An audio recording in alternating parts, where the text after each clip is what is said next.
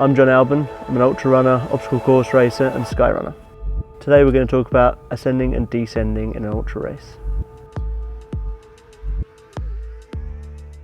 Cool, John. So part of my race is obviously going to have a lot of ascending and descending and sort of technical climbs and things like that in it, and combining that into a longer distance event in 100k. What kind of tips have you got for people who are going to take on that kind of challenge and obviously want to maintain and keep the strength in their legs for the longer distances and make sure they don't tire out? Yeah, I think there's a lot of different things you can work on or try and think about during the race. We can go for the uphill first. Yeah. It's really easy, especially at the beginning of the race, to go too hard. And you start going uphill, you feel great, you think, wow, this is the best I've felt in months because you've rested for the race. Your heart rate is way too high, you don't even realise, and then after half an hour even, you've blown the entire race. So I've got a way of looking at my heart rate, and I've kind of got a rough idea about what heart rate I can manage to keep for X amount of time for X distance of a race. So for example, at the weekend I was going to be racing for 7 to 8 hours, and I thought high zone 3 for me, and I just picked a heart rate and said I do not go over that. Even if the whole field leave me at the beginning of the race, I wasn't going to go over that because I knew what I was going to be like at the end of the race, and it was going to be tough just to keep that heart rate. Also, when you do come to a hill, especially in the middle of the race, don't run up it until you get tired, then start hiking. Sometimes you do have to hike in these longer races, it's just something you have to do. So it's good to look at the hill, think about how steep it is, how long it is, how tired you are, and then act accordingly at the bottom of the hill.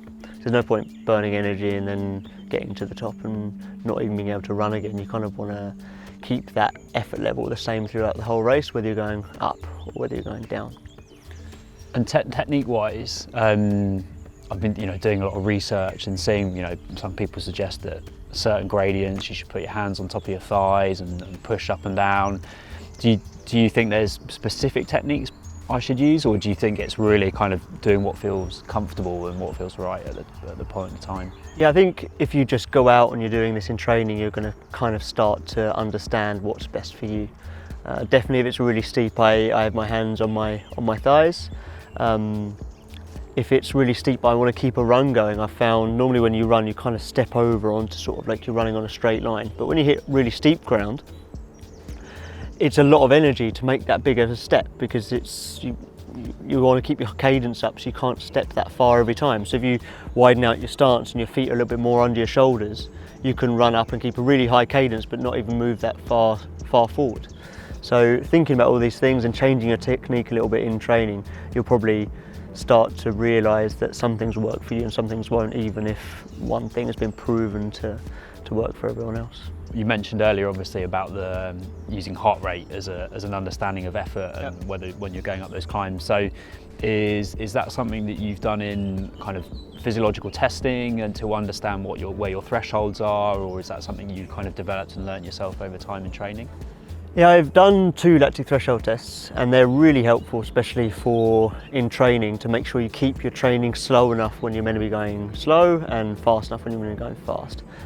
It's not very productive in training to always run at this middle speed where you don't really get that much fitter, but you kind of get tired.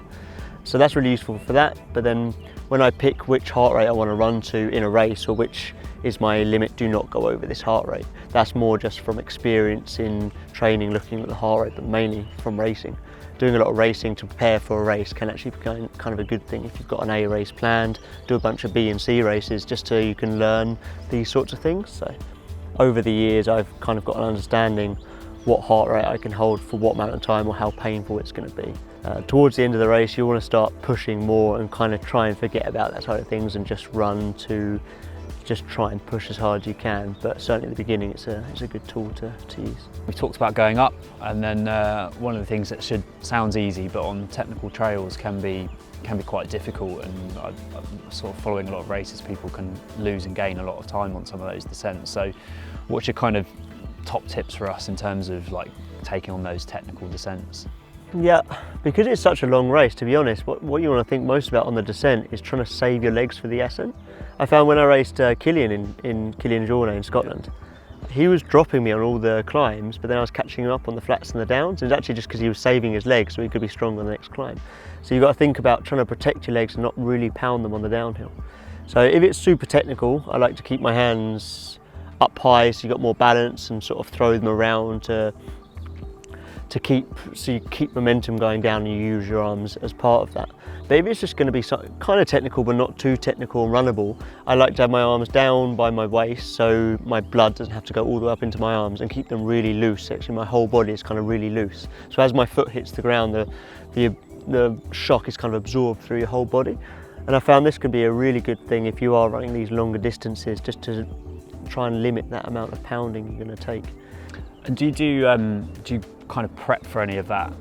Obviously the pressure and wear and tear that goes through your body. Is there kind of gym work or strength stuff that you look to do to help with that and build up those strengths? As a runner, just to keep generally strong and fit is good. I mean, running training isn't just running. To go to the gym and do certain exercises and keep all your muscles in balance is always a good thing anyway. I also go out and do running sessions where I do run downhill fast as well. I think it can be detrimental if you're always being too careful with your body and always taking care of it. Sometimes you've got to put some pain into it so it's ready for what you're going to go through in the race. That's including the days before the race as well. It's so easy to rest up and your body's in complete perfect condition the day of the race, and after 5k you may get stiff and it's kind of a big shock. Whereas if you go out maybe the day before or 2 days before and just do a little bit, just to add a little bit of stiffness back into your muscles, I think can be kind of good. One more thing for technical descents is it's more about trying to look ahead and pick the path of least resistance, or puzzle out where your feet should go. It's kind of like a bit of a game. Like it's real strategy, trying to look away from the path as well. Sometimes the path can do this, but it'll be so much easier if you just put your left foot up outside the path. Then your right foot will find a place and then you can go down. So trying to see outside the path, and once you can manage to do that, it will make the descent so much easier because you can flow down more naturally and not break around these corners, and everything will just piece together a lot better. One of the things obviously on that descent is, you know, you can be picking up pace and you maybe get a bit overexcited and try and run a bit faster and stay with competitors and stuff. So do you need to look at kind of breathing or heart rate and how you control that stuff as well? Yeah, I think when you're on the uphill, you're going to really feel the effort and you're going to know that you're putting in some effort. It's going to feel hard. But then when you got on the downhill, you're going to get a little bit of adrenaline, and you won't actually realise, but you'll actually be using more effort to go down that hill than you think. So it's often surprised me. I looked at my heart rate on a downhill and thought, wow, I'm actually working quite hard. So trying to relax and breathe and make sure you try and recover while still flowing down the hill. Maybe you could run downhill faster, but by the time you get to the bottom, you won't be as well recovered. So trying to find that real fine balance point in between. And then, so we touched on obviously like looking out, setting that pathway, controlling the breathing. So there's kind of a lot going on those descents. So is there anything that you think you might, is that stuff you might miss out on as you're concentrating on all those other things? Yeah, I think in a long race, it's really important to eat and drink, especially from the beginning, say like every half hour, every 45 minutes, just make sure you're taking in fluid and eating to keep your energy up. There's no point going empty, then trying to get your energy levels back up again. The easiest time to forget is on the descent. So when you're going down, make sure you're looking at your watch and you think, it's been 45 minutes since I last had a gel. Take a gel even if you're on the descent. You might not need the energy because you're on a descent, but by the time you get to the bottom, that gel will be in your system and you'll be going up again. Many of us train. Is this going to be okay? Yeah, that's fine. Okay. Jake loves to get dogs. So. Do you want to cue me up with that one more time? Yeah. Then? We'll just wait for this little guy to leave. Hello? Every single one of our films. Looks young.